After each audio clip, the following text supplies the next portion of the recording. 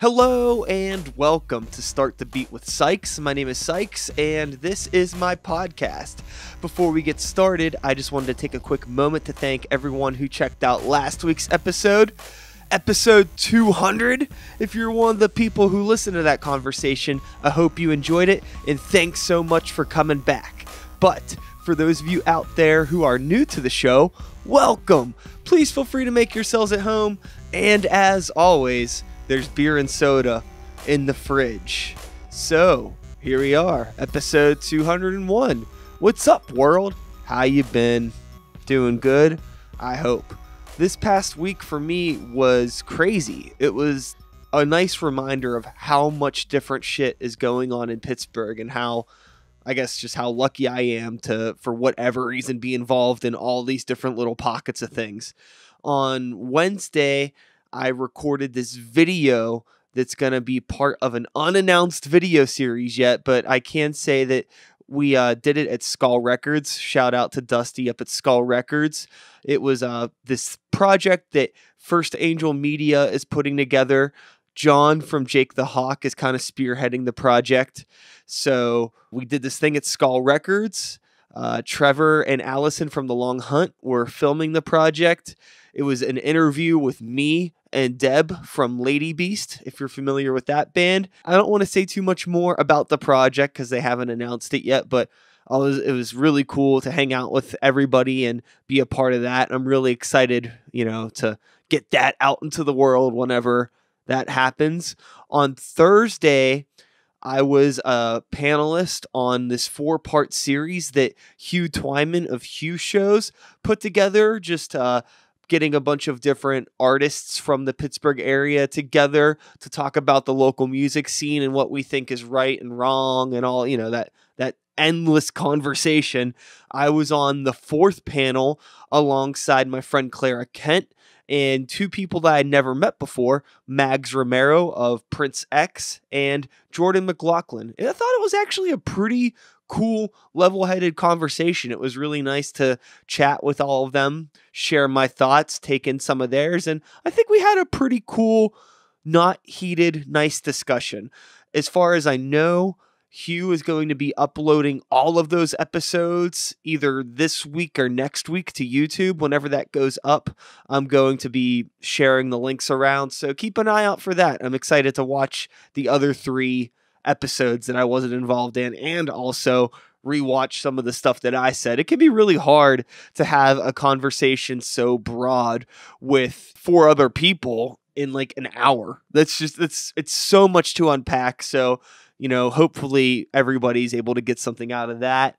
After the panel, I actually went out to the track meet, which is a monthly event held up at the Young Brothers Bar, and that's like the Bellevue area by Reason and Friends. Is a monthly open cypher for, the hip hop community. They got local producers that are there playing live beats, and it's encouraged for, MCs, poets, whatever, to come on out and just, freestyle, spit some shit on top of the live producers. They had a violin player with them, just like freestyling some violin riffs on top of these beats. I was, doing my best to freestyle for, a few hours.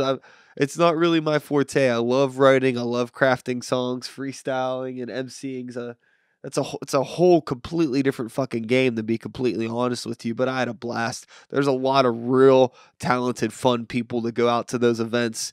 So if you're interested in that, if you're a local hip hop person, or you just want to go see some fun shit, because it's just like some of the stuff that people just come up with off the top it's really fucking entertaining.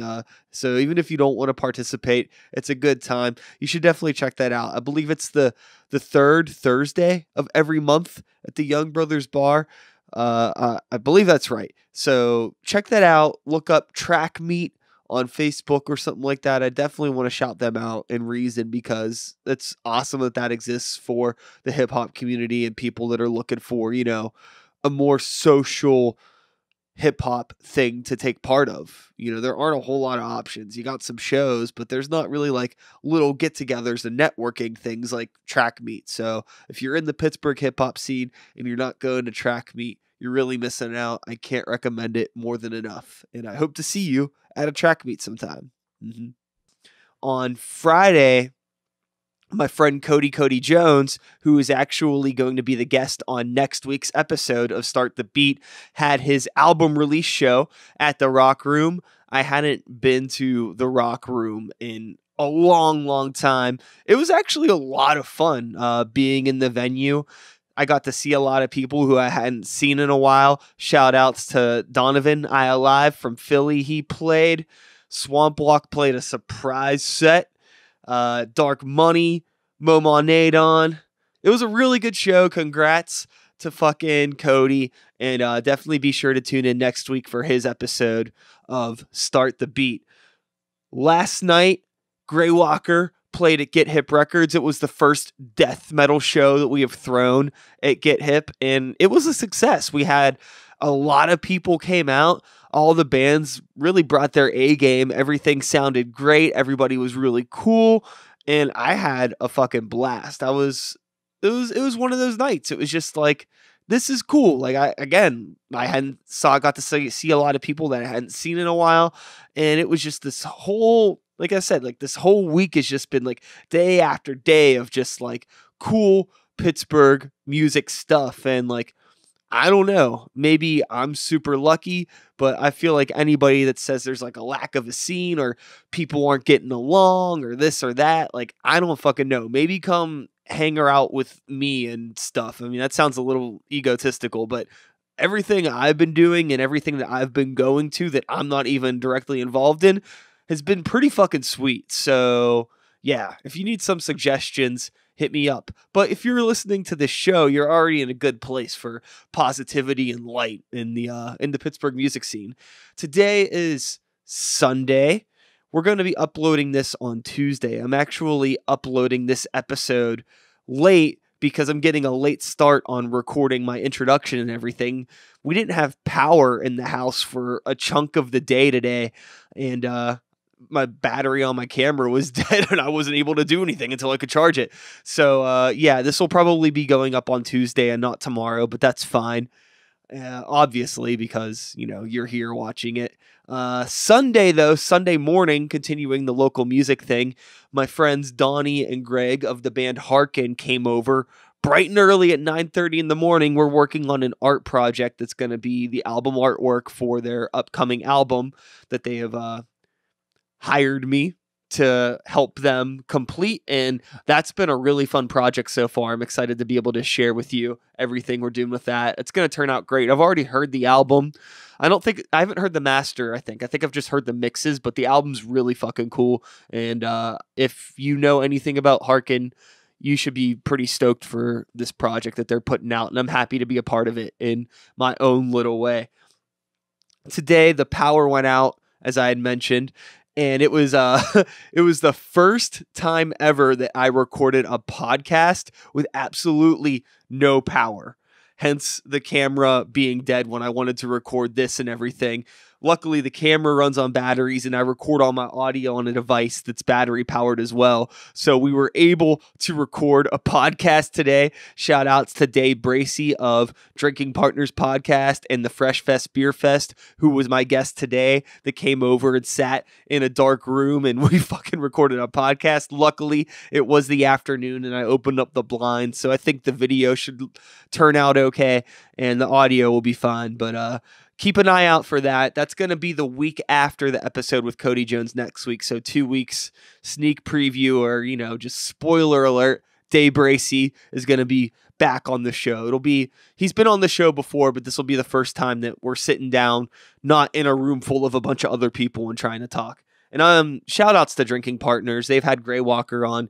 I've been on as Sikes as well. If you're not familiar with Drinking Partners, you should look them up. That's a really awesome podcast. And everything that they're doing with Fresh Fest Beer Fest is fucking tight. Yeah, but more on that in a couple weeks. Let's get back on track with this week's episode. I still got a lot to promote, and then we got to get into my conversation with Brett Shumaker, which is why I'm sure a lot of you are here. But, you know, thanks for entertaining me and letting me, you know, fill you in on my week. Got some shows coming up. March 2nd here in Pittsburgh. We're doing a really, really funny video game tournament / show. It's going to be my band Greywalker versus Arcane Haven. We're having a Marvel vs. Capcom 2 tournament live at the show, and the band winner of the tournament is going to get to headline the show. So just a little something different, bringing together some, video game, nerd culture, and heavy metal culture together. Our friends from Of Virtue, who are on tour from Michigan, they're coming through, they're playing. And our buddies and Gator Shakes are playing as well. That's going to be a really cool show. Excuse me, I have like a kind of like a gassy burp or something in my chest. We went to the Olive Garden for dinner earlier, and I'm gonna tell you about the Olive Garden here in a minute. So, hold your horses. We'll get there, but I'm feeling a little gassy from it. Anyways, so March 2nd, that is the Marvel vs. Capcom 2 Arcane Haven versus Greywalker tournament. That was supposed to be at the Marquee, which is that new venue in Squirrel Hill. Unfortunately, whatever happened with the Marquee, they're not going to be opening up on time, so we had to move the show last minute. It's going to be at the Allegheny Elks Lodge, which is right over in the north side, right next to the Giant Eagle. Not a traditional venue space, but we've actually done shows there with Greywalker before, and it's a cool space for shows, even though it's not a traditional space. So yeah, don't let the venue change scare you. We're still doing all the same shit we were going to be doing before. It's going to be a really good time. So that's Saturday, March 2nd. That's this weekend. Come on out to that. Upcoming Sikes and a New Violence gig. Our next show is going to be on March 16th. That is at Club Cafe alongside Standard Broadcast and Suavity's Mouthpiece, who are previous guests of the show. Really excited to be on that bill. It's cool, short, 3-band lineup. It's an early show too. I think doors open at like 6 or 6:30. We'll be playing early as well because the same night Greywalker's actually in Youngstown, Ohio at the West Side Bowl, but we're not playing until much later in the night. So basically it's going to be play the Sikes set, hang out for a bit, pack up our shit, then driving out to Ohio to play a Greywalker show. But hey, that's the hustle. You got to do what you got to do, and you got to take responsibility if you decide you're going to play in multiple bands. Sometimes, you got to, that's just the way it got to go. You're just going all over the place. But hey, it's fun. Yeah. Music. I'm trying to get better at doing this, and I'm going to do it right now. What that is reminding / asking you people, friends, family, fans of the show to rate and review, like and subscribe. I feel like such a turd kind of putting that out there, but I don't know if all the time, you understand how much those little actions actually really help in terms of like your social media algorithms, and the more people interact with things, even if you just comment like fart, piss, poop, butt on all my stuff, the fact that you're commenting makes more attention come to the things, because the social media algorithms be like, oh, people were commenting, this must be important, so they put it in front of more eyeballs, blah, blah, blah. Anyways, if you give any sort of a hoo-ha about what I do, please do that on like whatever format you're listening to this on. The show, I'm on Apple, I'm on Google, I'm on Spotify, YouTube, Facebook, whatever, Stitcher, whatever platform you're listening to it on. If there's an option to like subscribe or leave a comment, review, leave a rating, whatever, that all that shit really, really helps. And hey, I'm trying to do my best here, and just, a little call for help. I don't ask for much from y'all, but if you could do that, it would mean the world to me. Seriously. I'm trying my best here. I'm trying my best. And if you leave a comment, just let me know like what you want to see on the show, what I'm doing right, what I'm doing wrong. I'm always taking suggestions for guests or like topics on things. So like anything that you have on your mind, drop it in the comments. And again, like if you just want, you don't know what you want to say, but you just want to leave a comment, feel free to type in like fart, piss, poop, butt, and that's fine too. Like I fucks with y'all no matter what. I appreciate the support. Let's get into some listener questions, shall we? All right, so I haven't asked for any listener questions this week because there was actually some leftover ones from a couple weeks ago. And, shout outs to my friend Icky Vicky. She had left a question on a thread, and I had said that I was going to make an individual video about the topic because I thought it was pretty cool, but I don't know if you've caught it just from the first, 10 minutes of me talking about my week. I've been a little busy. So since I have time to do it now, I'm just going to answer this question, talk about this thing now here. It's not an individual video, but here it is. So Icky Vicky asks, homage versus style biting. Where is the line? I think the line between the two, homage and style biting, would be defined by the intention of the artist and the scale of the work. For example, like it's not uncommon for songwriters to occasionally reference a phrase from like a film or classic literature or even other songwriters. And, they do that occasionally and, maybe it's to, it works with like the rhythm of a song or it fits in with the topic and it like can help drive a point home.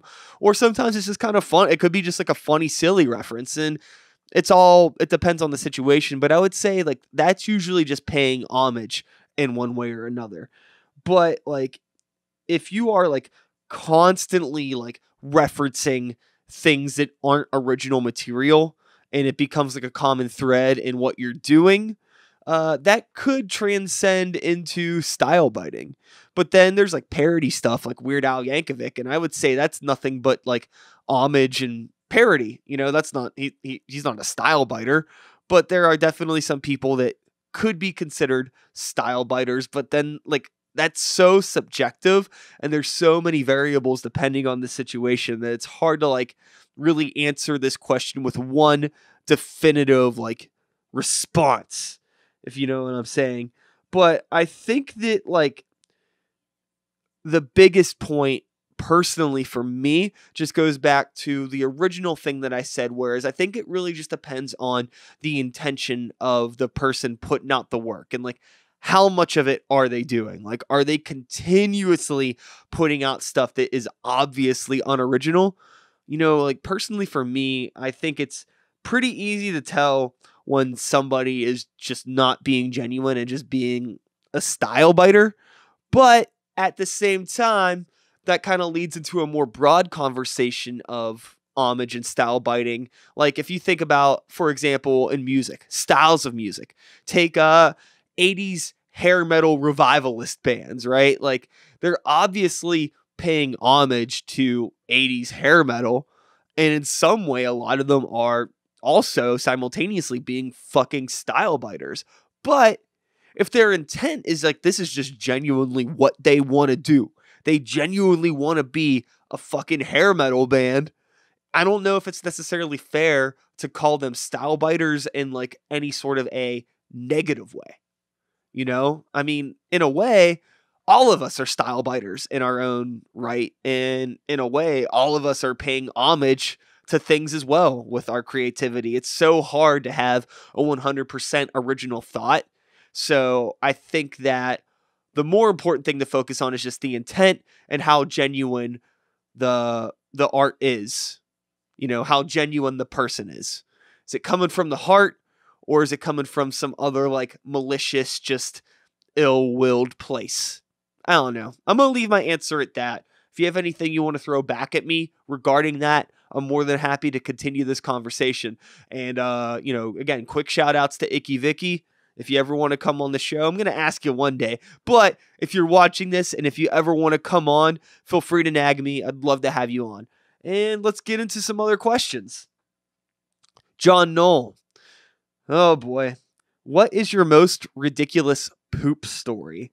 Okay, so at the expense of doing anything, too gross, I'm going to tell a kind of an embarrassing story that I think is kind of funny and is also related to DIY music. So For those of you that don't know or haven't known me for a whole long time, I used to play in a band called Casanova Sparks way back in 2007, 2008. And it was one of the first bands I was ever in. It was, and especially like first bands that was playing shows. And it was our first show ever. I had to take a dump at this venue that we were playing, and I clogged the toilet. Okay. I clogged the toilet at this venue. And to make matters worse, it was like right before we were about to play. It was like one of those things where like we go on in like 10 minutes and my stuff was set up and I really had to go to the bathroom. So I just go to the bathroom, try and, just take care of my business quickly so I could go play the set. But I fucking clogged the toilet at this venue, and there was nothing I could do. There was no plunger. There was no nothing. It was super fucking embarrassing. I had to like walk outside of I had to leave the bathroom, shut the door, tell people don't go in there. I had to fucking find somebody at the venue and be all like, sorry, I clogged your toilet. And I mean, keep in mind, like I said, this was like 2007, 2008. This was well over a decade ago. I was a lot less social then. I hadn't been I hadn't been in the local scene for a long time. I hadn't been really, I was never really good at communicating with people, especially back then. So I was like very shy, super embarrassed, and I would say that I don't know if that's necessarily my most ridiculous poop story, but that's at least a that's a poop story worth sharing. Sorry about that little cutoff there. I just realized that I happened to look over at the screen and saw that there was no more memory left on my memory card. The shit was flashing at me. So I had to pull out the memory card, dump some files on the computer. And while I was going through all the files on the memory card, I realized there was a bunch of files from a Greywalker music video that I shot that I uploaded this week and I forgot to tell you about. So yeah, I directed a video for my band Greywalker for the song Gold Lust. You could check that out now. It's on our Facebook page and YouTube, and give it a look. And shout outs to my girlfriend Stacy, who is in the video and was a huge help with that. She even filmed some of the stuff for it. The shots of me yelling in the microphone, because I obviously couldn't film that myself. She did that as well. So shout outs to her. She's a team player, ride or die, for real, for real. And let's get into this last question. All right, let me look here on the pad, see where we're at. All right, Caleb asks, who's worse, U2 or Creed? Easy, Creed. And I'm going to tell you why. This is funny because I feel like this is a conversation I've actually had a few times over like the past couple months. For some reason, U2 keeps getting brought up in my life. I don't know why. Maybe they put out some new music or something, or did something to annoy people recently, so people were talking about them.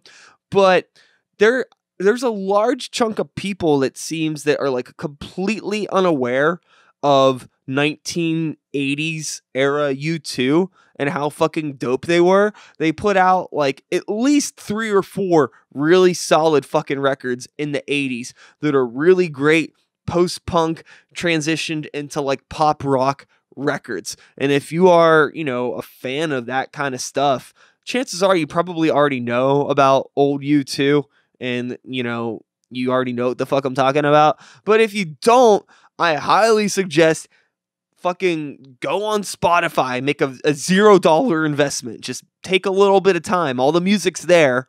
Fucking check out Boy, check out October, check out War, check out the Joshua Tree. Come on, these are fucking classic records. Even Rattle and Hum is not a bad album, okay? There's The Unforgettable Fire, which is it's a little forgettable, but it's not a bad album either. Like that entire 80s era of U2 is really fucking good, solid pop rock / the early stuff's kind of post-punk, but it's also just like pop rock. But it's fucking tight. Killer songs, timeless songs, okay? Versus Creed, like they fucking put out 4 albums in their discography. I don't know that. I actually just checked on Spotify before answering this question. I'm not like a wealth of Creed knowledge, but even only 2 of those fucking albums were ones that anybody like even kind of cared about. And that would have been the first 2, which, you know, like I created my own prison, and then the fucking With Arms Wide Open bullshit. I don't know. Like, I think that you're probably asking me that question a little bit ironically, and maybe I'm answering it a little bit too seriously, but the U2 thing has popped up a few times. I thought it was a little silly, so I do want to put it out there. Okay, if you're a fan of like 80s pop rock, post-punk, and you've, for whatever reason, somehow escaped 80s era U2, go back and give it a shot. Try it out. Okay, it's fucking tight. I think it's tight, but also I grew up around that stuff, so maybe I have some sort of like a nostalgic bone in my body for them or something. I'm not too sure. So yeah, that's it for listener questions.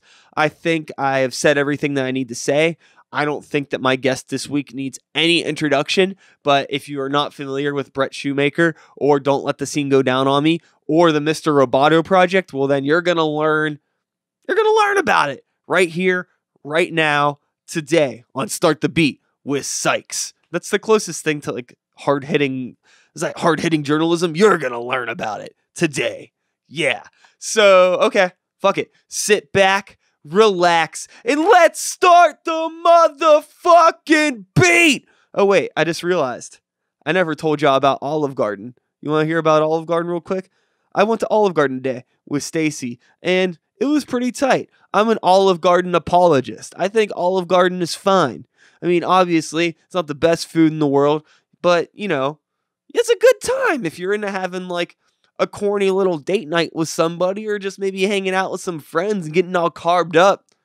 I highly recommend the Olive Garden. There's a bunch of them all over the place, and it's kind of cheap, and you get a bunch of food. So, yeah, that was fun. Anyways, let's talk to Brett. Sit back, relax, and let's start the motherfucking beat!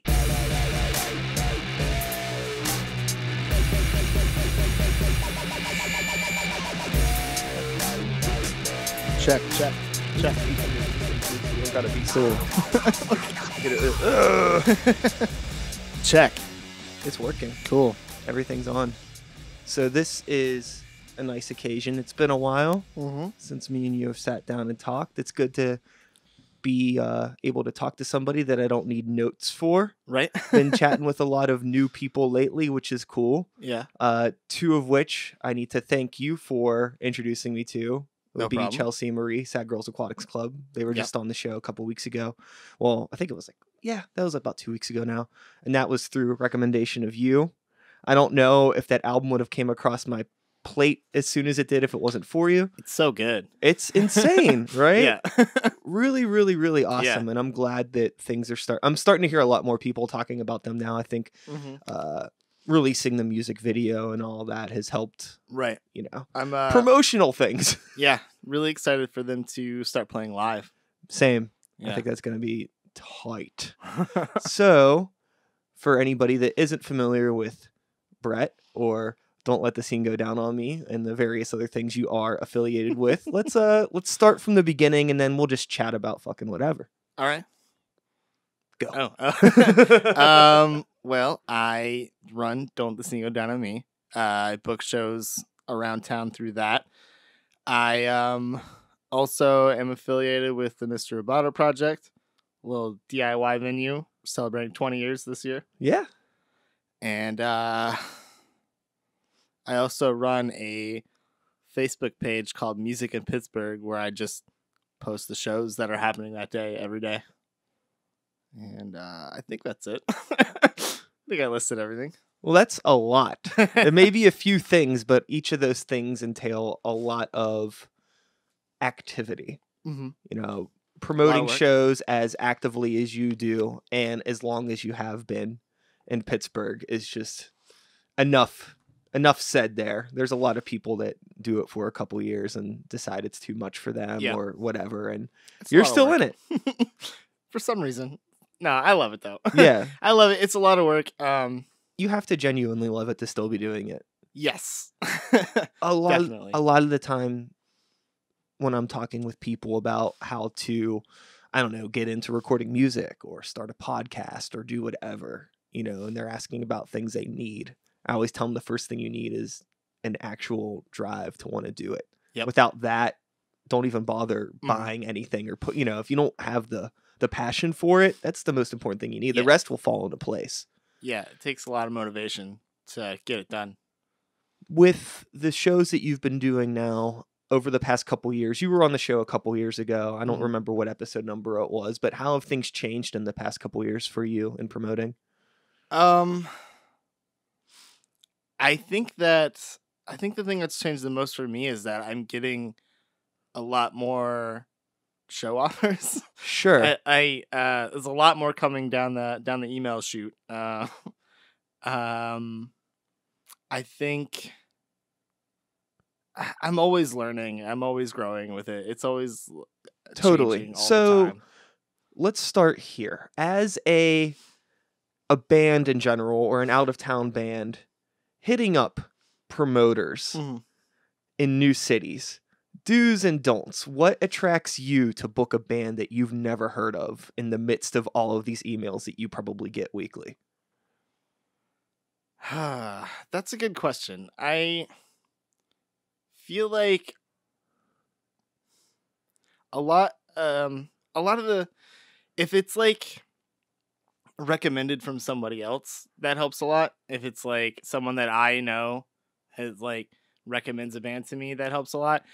I feel a lot of the times these days I book bands that I already know. Sure, But, like you might happen to get an email or somebody just hit you up that you've worked with before. You mean? Yeah. Yeah. And I do lots of research. I'm always checking out what's the new band, I've heard of a lot of the bands that are contacting me. Sure. So it's like doesn't happen that often these days that I get a band that I'm just like, I've never heard of this band. I know that I've seen you post from time to time. You've gotten some kind of wild offers from unexpected Yes. acts Yeah. that have reached out. A few years ago, I know I got one that it said it was like members of Jethro Tull. And then they were like, we were wondering if you had these dates available. And then it literally listed like 100 dates. It's just like, and I just didn't respond. I was just like, I don't Sure, have that's a time little for this that's a one. little crazy, right? Yeah. But I don't get those as much anymore either. I think my name is starting to get a little recognized out there a little bit, like through like agents passing my name along and things like that. And that's another thing that's changed. I work with a lot more booking agents. Sure, instead of just like Yeah. drummers that also book shows. Right. And Those agents probably have like a roster of bands as well too, so you kind of Yes. become like the Pittsburgh contact. Right. Yeah, Cool. there are a few agents that like I'm their guy. Like they go to me every time. Mm-hmm. Yeah, like 5 agents that are just like constantly sending me things. Now, I know that like talking about money in the DIY community can be a little taboo, but with this becoming more of a steady thing, you're starting to work with people that are a little bit more established. Has Mhm. like the brand become a little bit more profitable? Is it easier to do this on a steadier route, or is it still kind of like the DIY grind? I mean, it's definitely I make money now, which a little bit sometimes. Whereas before I was either not making any money or losing money. And it was like several years of that. Sure. I am starting to make a little bit of money, and a lot of that is in working with agents, I've gotten better at negotiating with contracts. Sure, that And makes so sense. like I'll like kind of work myself into the contract and be like, can I get this much at least? Like Yeah, no, I think um, that's totally worth it. There's so much time that goes into doing these things, and it's kind of a thankless job a Right. lot of times. It's like it always blows my mind when bands talk about like, oh, like oh, the promoter's taking all the money, and it's like I don't know, maybe some are, but in some circumstances, you shouldn't always shit on the promoter because Right. they're doing a shit ton of work for you. Yeah. You And got to I'm- work together, and everybody can make a little bit of money. Exactly. Everyone works together. Everyone can get paid. Like, Yeah. The local band's got to promote. Like the promoter has to put up physical flyers and like invite people to the events and like do all kinds of different social media things. Like, and there's a transparency that there needs to be also if you're talking Yes. with booking like touring bands and letting them know about the spaces that they're going to be playing if they're Right. not familiar, Mm-hmm. you know, especially working with a space like Roboto that might not have all of the like amenities that Right. a band may be used to, Yeah. you know. I feel a lot of bands are refreshed by that. Like when they come to Roboto and they're like, oh, this isn't like anything we played Sure. at on the rest of the tour, and like it's cool, like we're into it. Yeah, And then a lot of bands are like, oh, we wish we had something like this back in our town. totally. And then on the flip, I mean, like I feel like I've been to shows there with bands that didn't seem to be too happy at all about the That situation. happens. And that's like it sucks so Yeah. bad when that happens because it's like there's still a room full of kids here Yeah. that are coming to see you. Mm-hmm. Don't ruin it by being a Right. turd. Yeah. Please. Like you could be a turd when everybody leaves, but Yeah. don't do it during the show. That doesn't happen as often, but it does happen occasionally. Yeah, I can think of one circumstance when it happened and it really bummed me out. I can think of one too, but I'm not going to name names. Yeah, I'm not going to either. But you know, with like even I'm just thinking now because we're setting up a show for a band that's out of town and we're dealing Mhm. with their manager and they're setting up the show. Right. And they're like, as the show's coming to closer, they're being a little bit more, I don't want to say aggressive, but being a little bit more like somewhat paranoid about like getting paid and they want this much money. It's like, look, we're going to take care of you. We're going to take care of you. Yeah. But it's so funny because like they're worried about like, are we giving the other local bands tickets to sell? Are we pushing to get people there? And like we have them in a space where we can fit like 200 people. Right. Originally, they wanted to play Black Forge. Yeah. And it's like, did you even do research into that place? Like you could fit Yeah. 30 people in there. Yeah. Nothing against it, but it's like if It's a we small would have if space, we yeah. wouldn't have went out of our way to find you a bigger space, you know, it's like we did that because we're trying to do this. So why are you giving us grief? Right. Yeah. But I think a lot of the times people just don't, even touring agents I think could do that research, but they don't because they're probably Yeah. they have like a whole list of dates they're trying to fill. So it's Yeah. good for you to be like, look, this is what you're getting into.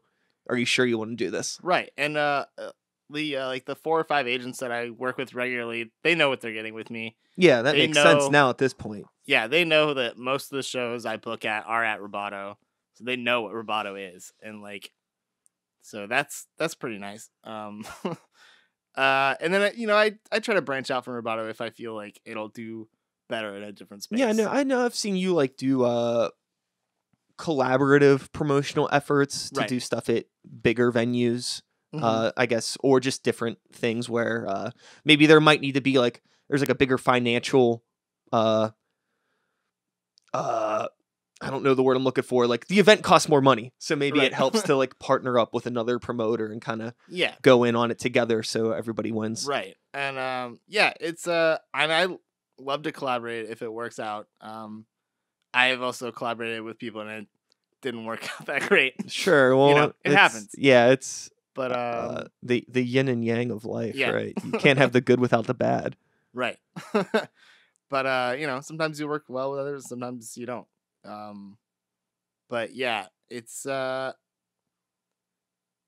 yeah, picking a venue, it's like I book some shows, like some shows are gonna work better at like Rock Room than they are gonna work Sure. at Roboto. Yeah.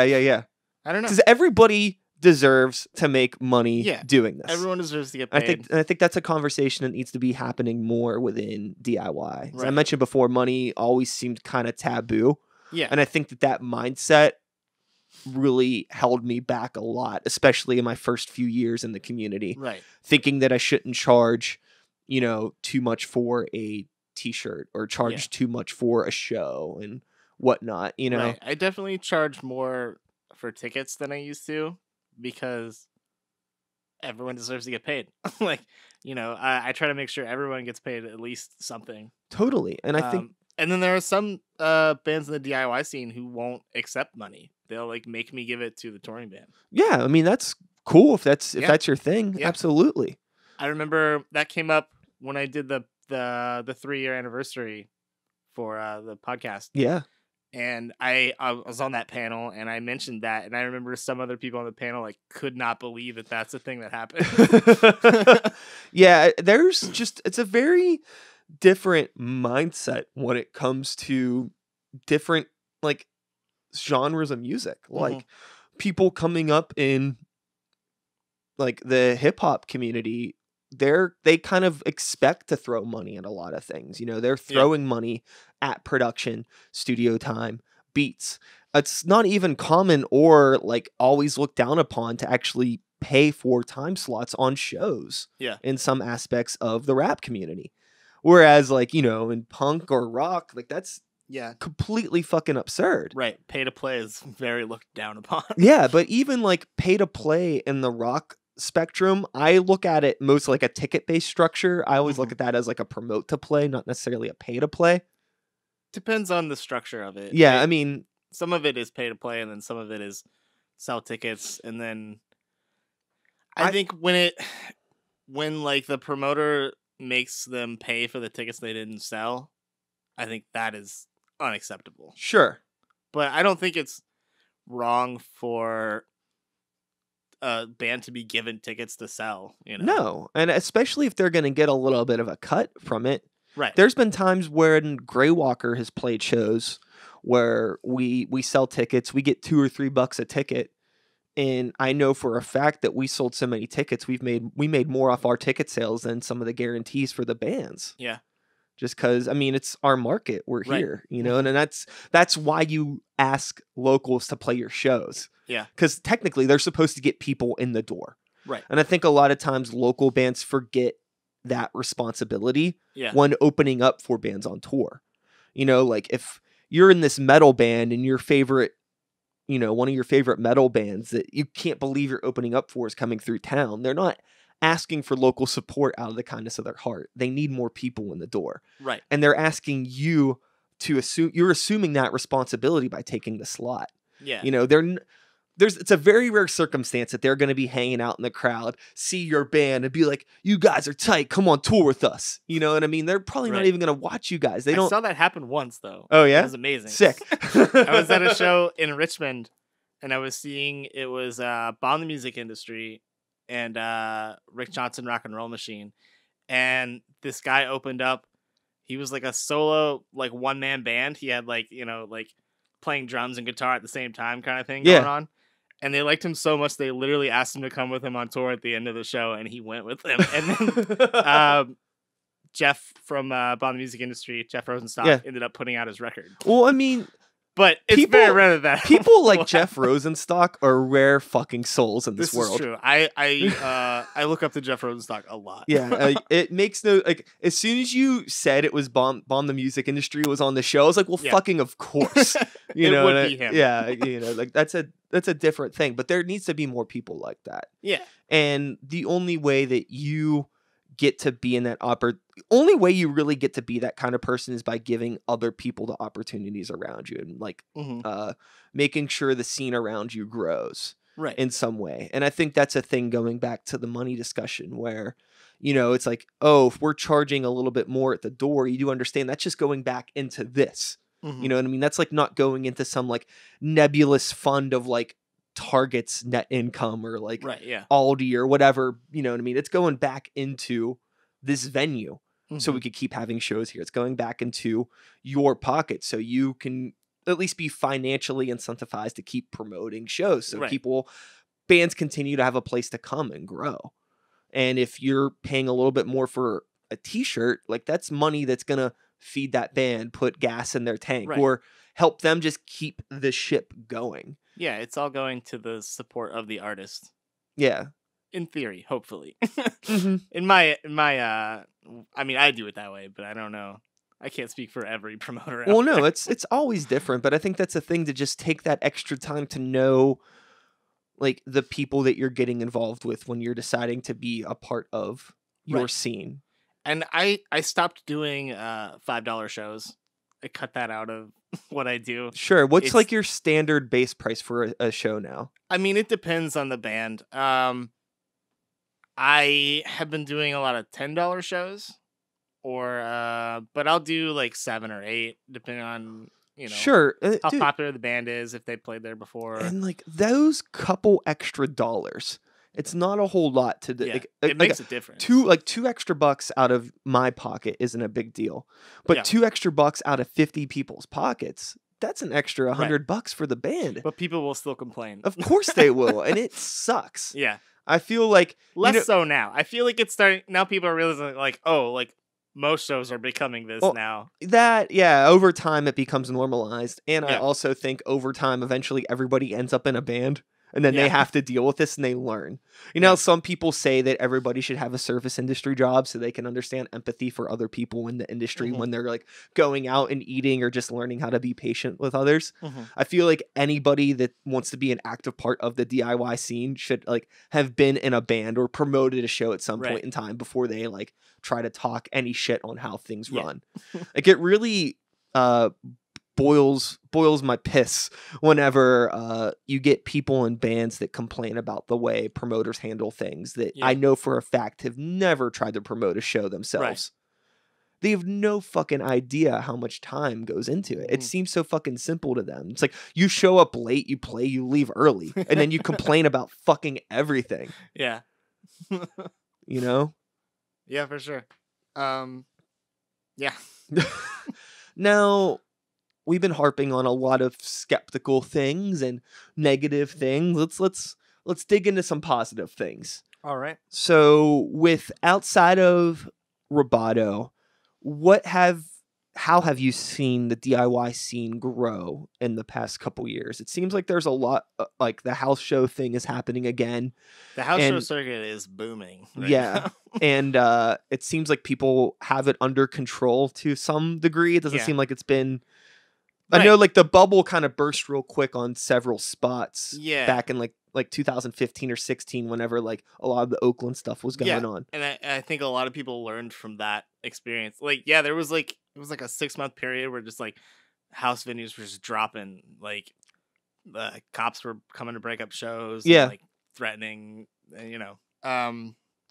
But a lot of the spots that came back were in those same houses, just different people. Yeah. And they learned from the people before, like what not to do, basically. Totally. But yeah, everyone is a lot smarter about it now. And like the places are lasting longer. And I know some of them are about to get, the people are moving out and they're like choosing who to pass it on to, basically. They're like meticulously picking a person that they know will do a good job with it.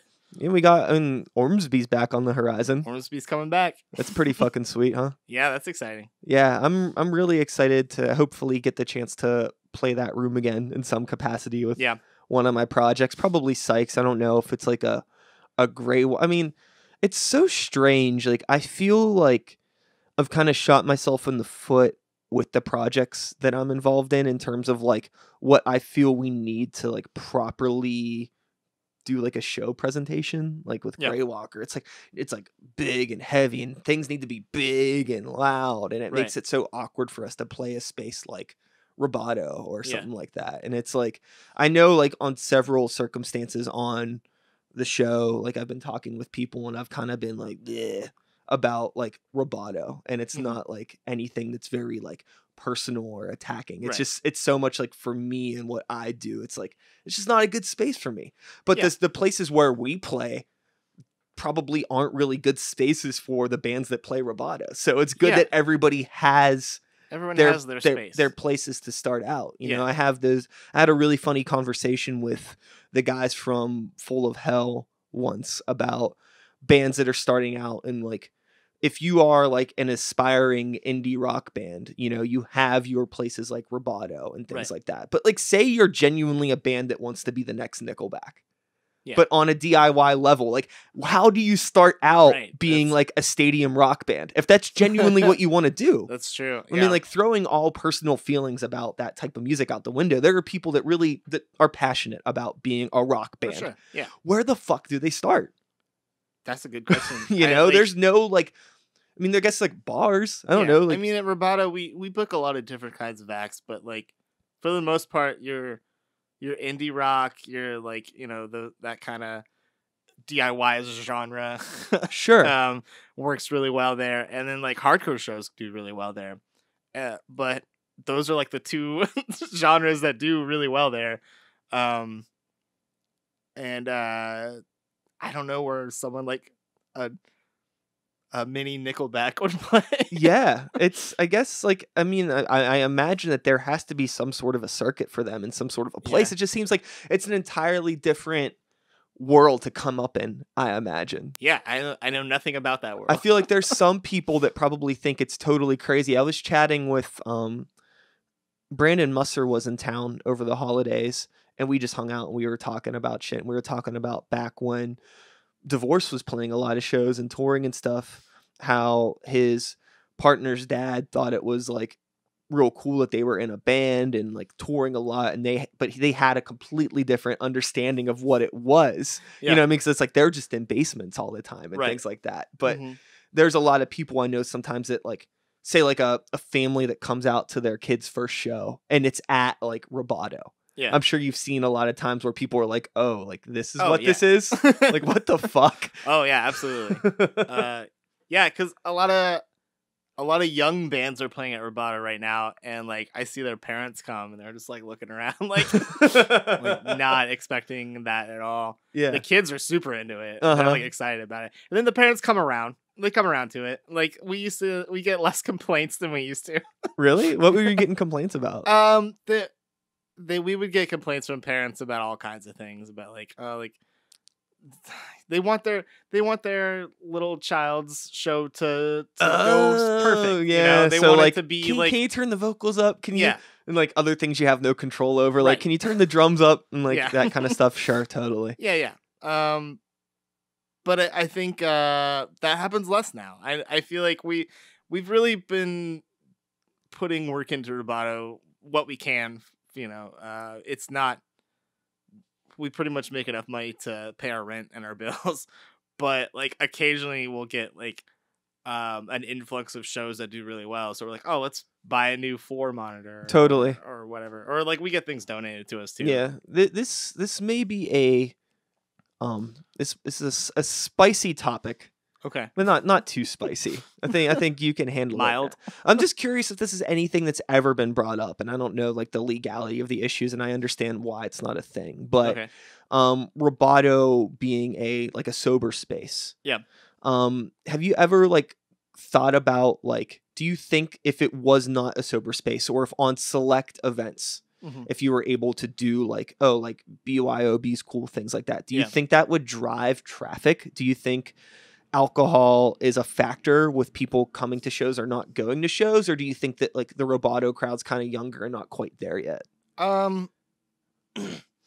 Well, I wonder if Roboto would have lasted 20 years now if it hadn't been a sober space. Sure, that's a good point. Coming from DIY roots, it's just It's hard for problems to happen there. yeah, it's hard for problems to happen. I think it's good for it to be sober, because it's good for like the younger kids to have a place to start out going to shows. Totally.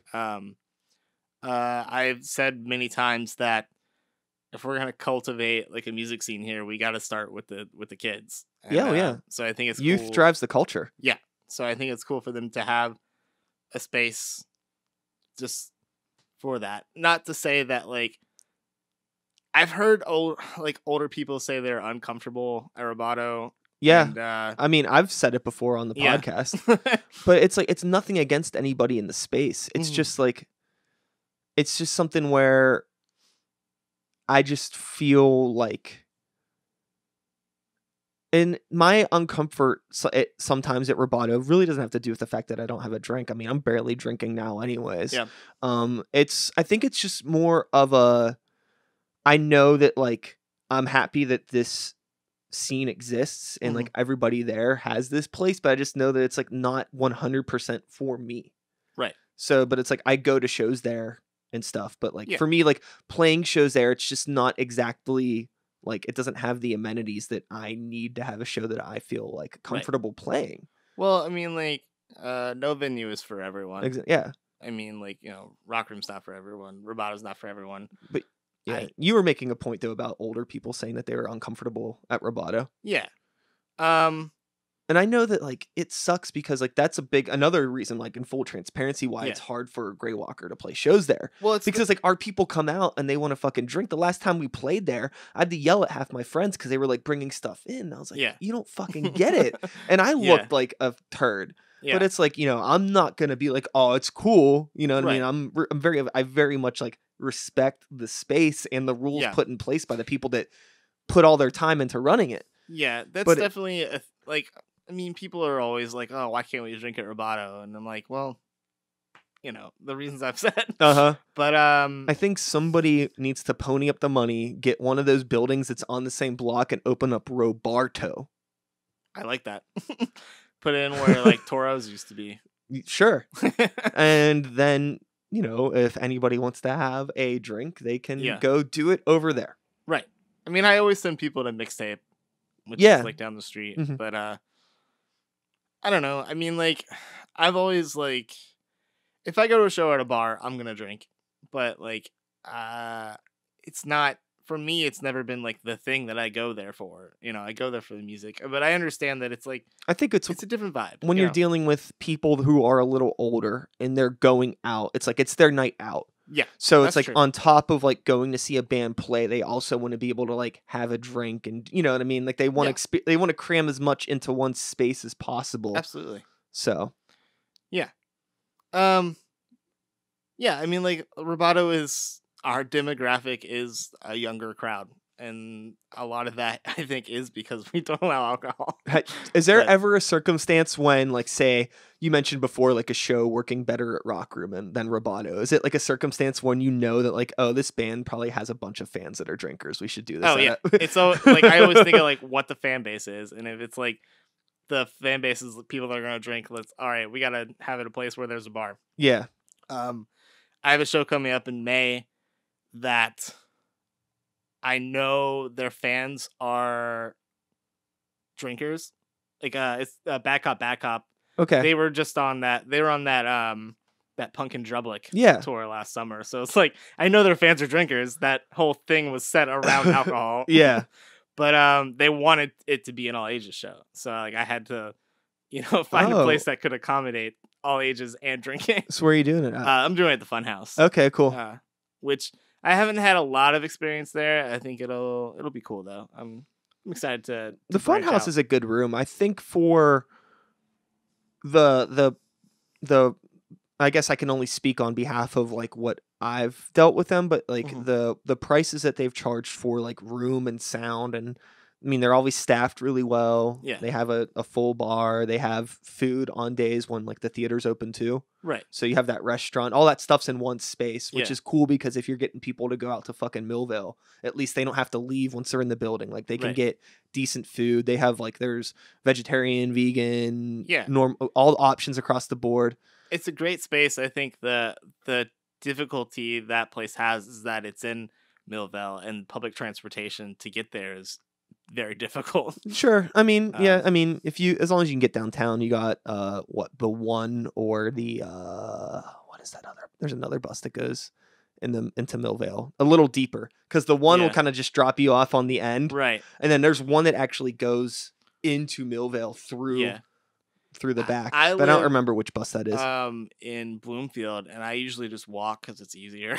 Oh, really? Yeah, it's just like easier it's like a 45-minute walk. It's not that bad. No. You know? Yeah, I think it seems like it's crazy, but like I don't think a lot of people realize how close to like Oh, yeah. Lawrenceville, Millville is. It's Nope, right yeah, across the bridge. It's right across the bridge, and nobody realizes that. Because they might be so used to going like all the way around through Mhm. the city. When I was growing up, I always thought Millvale was so much further outside the city. Yeah. Because I had one friend that had a car, and the way that he would go to Millvale was fucking bananas. I don't know Yeah. why he would go the way that he would go, but he would basically like go out like towards McKnight Road and then take Oh, that wow. Millville exit yeah, like yeah. down on the Babcock and then go through the back roads, which is so out of the way. Yeah. But I guess that's just the way that he knew. And this was, I mean, Mhm. I'm old. You're pretty old too, right? We're both Yeah. old.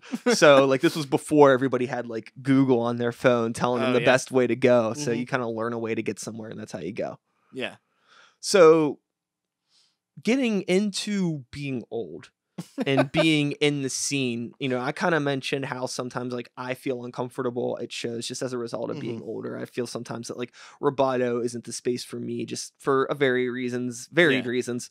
House shows, definitely. I don't think I feel more uncomfortable anywhere than at a house show. Okay. I don't know why. I just feel the last house show I played, I was definitely the oldest person there. Yeah. And I was definitely around people that had either just gotten old enough to drink or were definitely not old enough to drink. Right. And it's just kind of like a situation where it's like, why am I here?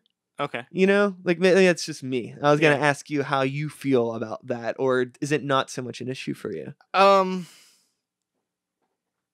It's not, I don't think it's that much of an issue for me. Like if I'm at a show at Roboto and I'm the oldest person there, like I think that's cool. I think it's cool that the younger crowd is coming to shows. Like I think there was a time where that wasn't happening as much, and Sure.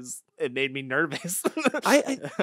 I also think too, honestly, now as I'm trying to analyze it now that the words came out of my mouth, like Yeah. why don't I feel comfortable here? Uh-huh. I'm like trying to figure out why. And I think a big part of the reason why is maybe because I don't know a lot of those people either. So it might It's not true, even have yeah. anything to do with the space. It's just like, oh, like I feel a little disconnected because I'm kind of like a generation separated from a lot of these people. And I also don't know any of them. Yeah. So I think that's what might be kind of awkward too about like being in like a house show, which is sometimes almost like a party. Right. And Yeah. I'm the obviously older dude and I don't even know anybody. I Yeah. just kind of got asked to play. Yeah. So now I'm just kind of like rapping in a basement to a bunch of kids that are 10 years younger than me. Yeah. And I don't know any of them and I feel kind of weird. Well, And it's kind of like I feel like a little stranger too about like sparking up conversation too. I'm also like a lot more socially awkward than people might realize. yeah. So Yeah, I think I just same. have a hard time like getting into like just conversations with people that I don't know. I need Right. to have that mutual friend to kind of like bridge the gap. It takes a while for me too, and I am in a weird situation where I get recognized. Okay. So like people know who I am, but I have no idea who they are. Yeah, that has happened to me too. That's like kind of a weird thing, but like I don't know, like I tried to, when I'm putting a lineup together, like I tried to book bands that are going to draw different crowds in hopes that people will make new friends and Yeah. create a bigger scene than just like pockets of scenes. I'm the same way whenever I put shows together. Yeah. Like recently, as far as Sikes stuff goes, and with Grey Walker as well. But I'll stick with Sikes. I kind of like have accepted the fact that there really isn't a scene for me in what Yeah. we do exactly, and that's totally fine. It Mhm. just means that I need to create this. I need to create the bubble Right. for us to exist within, and I- then hopefully that will start to overlap with the other bubbles. You Yeah. know? Well, I feel like Sykes is in a unique position to where like you can play with a lot of different things. Totally. Like you can play with punk shows. You can play on punk shows. You can play on hip hop shows. Like But the unique problem of that though is like if people know who I am Yeah. and I'm friends with the bands, then it makes sense. okay. But if it's strangers, it doesn't make sense. I Okay. feel like you kind of need to like see the show and like know us a bit to understand like, oh, they can fit in anywhere. Yeah. But just on paper, it's kind of like, well, there might be punk bands that maybe don't hit me up because they think I don't want to play with punk bands. right. And there might be rappers that never hit us up because they think they're like, oh, we're just playing with rock bands all the time. Yeah. But the joke's on both of you. We're not playing with anybody ever because nobody's asking us. Yeah. So we just started like putting together our own things. And I'm going to try I to. have noticed that. I've noticed that you have been like putting your own shows together. Yeah. And it's just, I'm going to start like trying to book some shows that I'm not playing either. Just trying to like stir the pot a bit more, not trying to like take over any sort of Sure. thing. It just seems like in terms of like hip hop focused promotions, like the ball is just kind of laying there. Like Yeah. somebody needs to pick up and shoot. You Yeah. know what I mean? It's just laying in the court. So I'll dribble a little bit, see what happens. Yeah. Maybe some other people will want to come play, and then that'd Yeah, be tight. definitely. And then with Grey Walker, there's definitely a metal scene for us to exist in, but it's been a complicated situation where like we don't want to play with old grumpy dudes. Yeah. And there's a definitely a good subsect of the metal community that are just grumpy old dudes. Yeah. That, like, for whatever reason, seem to have forgotten what the concept of fun is. Right. And, like, we're goofballs. Like, we take Yeah. what we do seriously, but, like, we're doing this because we want to have fun. Yeah. You know what I mean? Like, with Greywalker, it's like I'm the youngest person in Greywalker, Okay. which is funny. Yeah. But I mean, some people have children and crazy jobs and all these lives. Like, so if we're taking time out of our lives to do this thing, we want to make sure we're having a good fucking time, and we want the people we're around to have a good time, and the bands we're playing with to have a good time. So as a result, we've been actually booking some more stuff ourselves too, because Yeah. it's just been hard to find those people, but we've found some. Right. And it's I cool. saw that Marvel versus Capcom Yeah. thing. I like that concept a lot. I think that's cool. Thanks, man. That was a fun, just trying to think of just different reasons to come out to shows and bring different people together. Absolutely. You know, there's a lot of people that love heavy metal and like video games, but they might only go to a metal show when like fucking Mastodon's in town. Yeah. Come check out the local bands and stuff. So yeah, that's an interesting thing too. Sorry, I don't mean to cut you off again. Go ahead. And my brain is just fucking going off right now. That's another thing with like metal. I don't think it's like the DIY world of metal isn't as big of a community as like DIY punk or indie rock, where like it's known for to go to like, go to local shows. Those bands are going to be the next big things. You want to see them. A lot of the time with metal, it seems like nobody gives a fuck about a band until they're already on the big stage. You don't really see any like metal house shows. Yeah, it doesn't I mean, it happens, but it's not a thing like punk house shows are or indie rock or anything. I mean, I guess it's because technically it's a lot more complicated. Metal shows tend to be louder. Yeah. But I mean, like you see hardcore house shows and things like that. So, I mean, nitpicking the fine line between metal and hardcore. I mean, to me, it's all the same. To a lot of people, it's not. You know, a lot of people belong to the churches of hardcore, the Church of Metal. Right. To me, they bleed together. It's all it's loud guitars and yelling, like on a very fundamental, stripped down level. It's the same thing. I really think if Greywalker could get on some of the Roboto hardcore shows, I think it would go over really well. I don't know. We played a couple Roboto hardcore shows. Yeah. And we're just not hardcore enough. Like, we just don't really match that aesthetic. This is me showing that that they all bleed together. I mean, there are people that dig it, and then but like, it's a different world. I don't know what it is. You know what I mean? It's the best thing I could probably think of is like pop punk and crust punk. Yeah. Like, it's, you know, maybe to some people it's all the same, but you know, there's a lot of. Oh yeah, there's a lot of. I'm more familiar with that. So that's kind of what you're dealing with when you're dealing with hardcore and metal. It's a similar thing. Yeah, that's fair. With bands, you mentioned curating shows, bringing bands together from different pockets that you think will, you know, draw a bigger crowd. And I got into my spiel, but I had a question I wanted to ask you. Okay. In terms of all of these house shows and venues and bands that play in different places every weekend, do you think that that's like the scene shooting itself in the foot a bit? Like, when the scene, forgive me for using this term, when the scene kind of neglects to police itself and like allowing, like saying like, hey, you're playing too much. Why don't you let some of these other bands play or give other bands an opportunity to play? Because I feel like there are some bands that maybe are playing very constantly, and it creates these little bubbles that are just it's almost like very like a masturbatory sort of echo chamber of a little scene thing, you know, like, and then it's like, why not let that grow? But it seems like some of those bubbles don't ever seem to let other people in. Do you notice that, or am I crazy? Well, I think bands are becoming a little more conscious of that. Like, I have had bands turn me down when I asked them for a show because they're like, oh, we're playing a show like the next week or something. That didn't used to happen. It used to be like people would just say yes. Totally. But I think people are realizing that. And then sometimes I have to put my foot down. I had recently someone asked to play a show, and then I saw that they were playing a show like 2 days before that, so I said no. I was just like you're already playing this other show. But I mean, for me, when I'm putting a lineup together, if I want to ask a band to play, I look to see if they're playing other shows around that time already. Mm-hmm. First, it is something that is on my mind. I don't understand why it's not on more people's minds. Like it. Yeah. Well, like I think it's becoming more apparent. It's like, we'll get people to ask us to play shows, and it's like, why don't you check our concert calendar Yeah. first? Because I hate having to say no to you because Yeah. we're playing a show the week Mhm. before.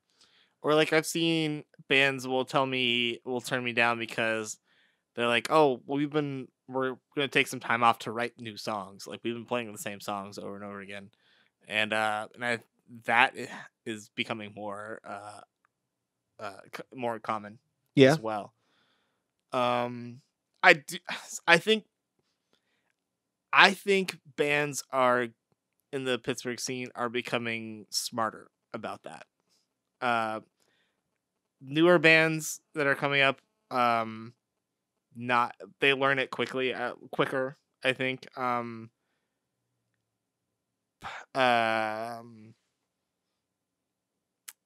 I lost my train of thought on that. Sure.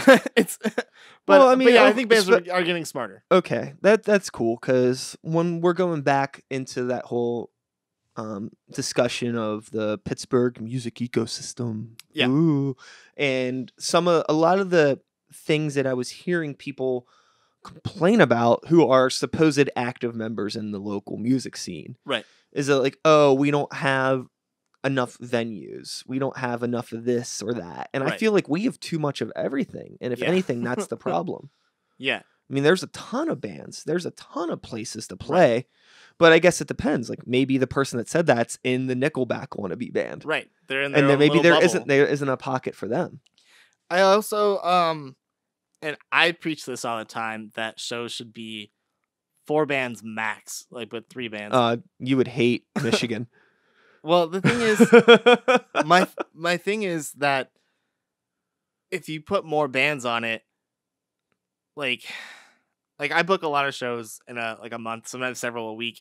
Like if I instead of having 5 bands on one show, I could have like 2 touring band package, a local band, and then save those other 2 local bands for 2 other shows. It helps spread that out. I think that I'm totally with you. I just Yeah. want to say I am all about the 3-band show. Mm-hmm. 4 bands if you have to, but 3 is perfect. I agree. I'll typically only do more than that if it's like the show that I threw at the Moose. It was all hip hop acts. Yeah. So if it's an easy changeover and shorter sets, I'll do more than 3 acts. But if it's bands, man, like you really like 3 to 4, 4 max for sure. And if you're doing that, like you got to organize some sort of a shared back line, cooperate, you know what I mean? Make it work, because I think that bands forget what they're doing the show for. I think a lot of the times they're thinking about themselves, and they're forgetting that people are coming to this show to be entertained.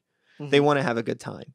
So you got to be able to play and change over quick, so the next fucking band can do their thing and people can stay entertained, and that people leave saying that they had a good time. So the next time there's a show, they come back and they bring people. Yep.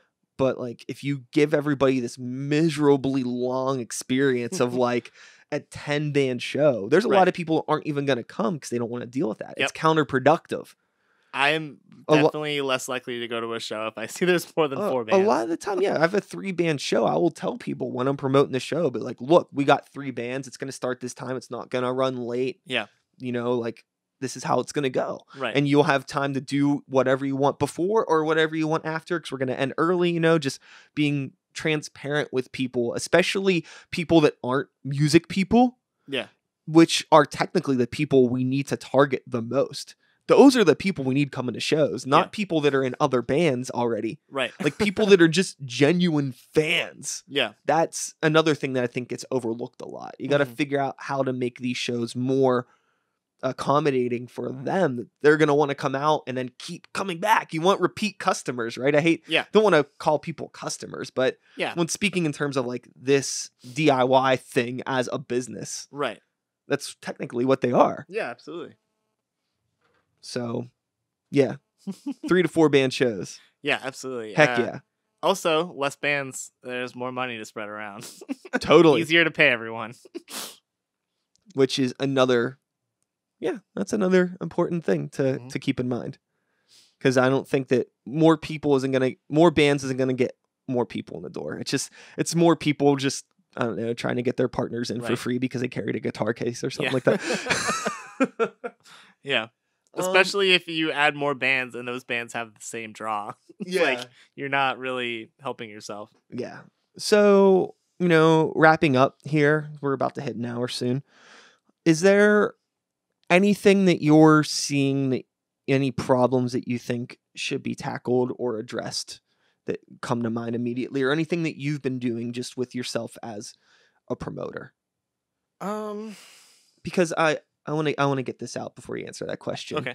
I think that a big problem with this music ecosystem project that I keep referencing for no reason, or people with attitudes in general, they keep on thinking about like, oh, like this city needs to be represented. Like we need to put Pittsburgh on the map. We need to do this and that. Yeah. It's like, why not just I've heard somebody say this before, why not just tend to the garden that you can touch? Yeah. Worry about yourself and the things around you. Yeah. Focus on that. Like I feel like the DIY scene is a neighborhood, right? Right. Everybody should just be focused on making their houses the best, safest, coolest places ever. Yeah, I worry agree. about my house. You worry about your house. Somebody else worries about theirs. All of a sudden, we got a cool street of houses.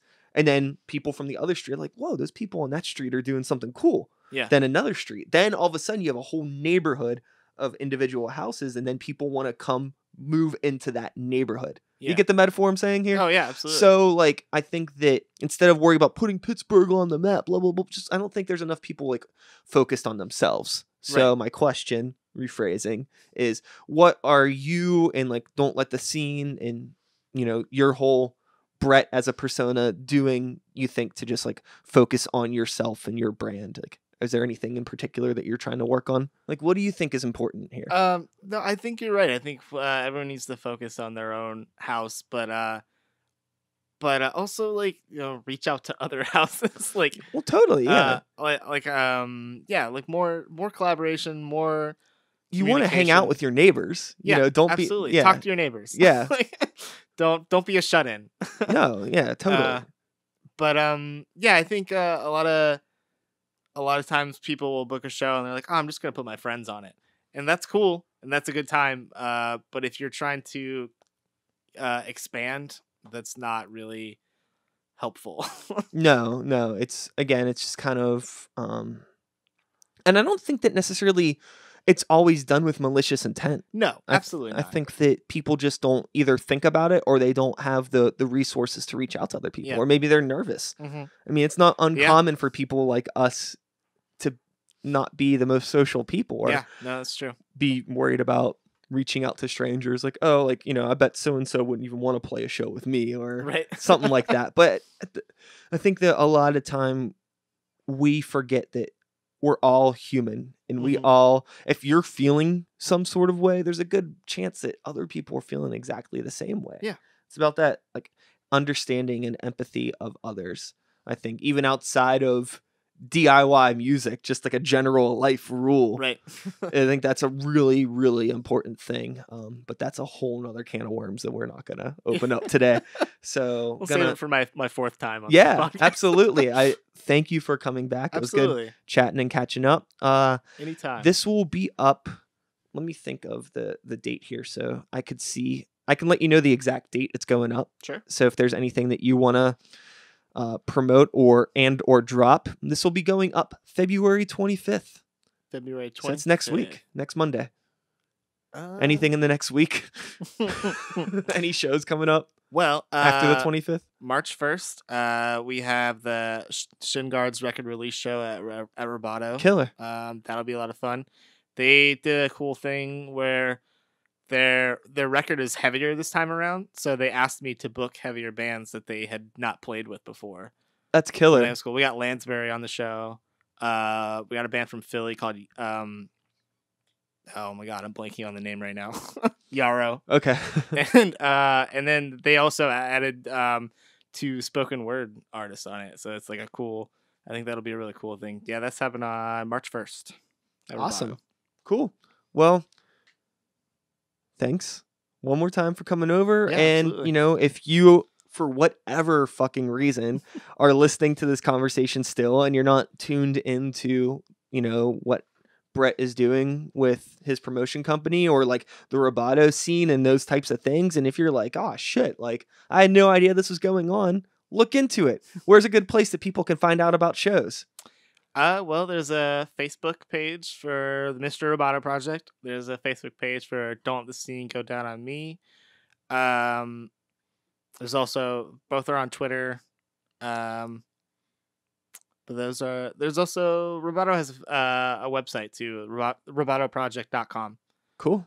Um, And that's it. I'll it. do my outro later. Thanks for coming over, man. And we're done.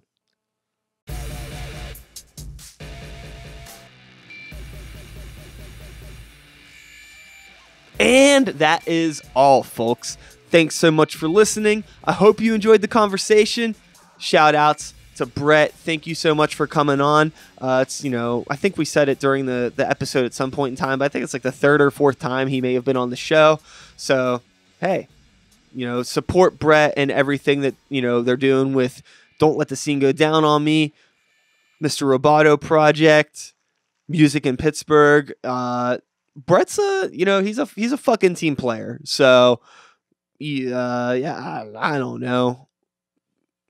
I like Brett, and I like you, and I like Pittsburgh music, and I like myself, and I still have gas burpee shit from that fucking Olive Garden. So, you know, as much as I may be an apologist for the Olive Garden, I have to say, you know, it might fuck you up just a little bit. I'm kind of feeling it right now. But regardless of that, I'm still here, alive and kicking, doing the thing. And I'll be back again next week with another episode. Same time, same place, same channel. You know the drill. My name is Sikes. Start the beat 2019.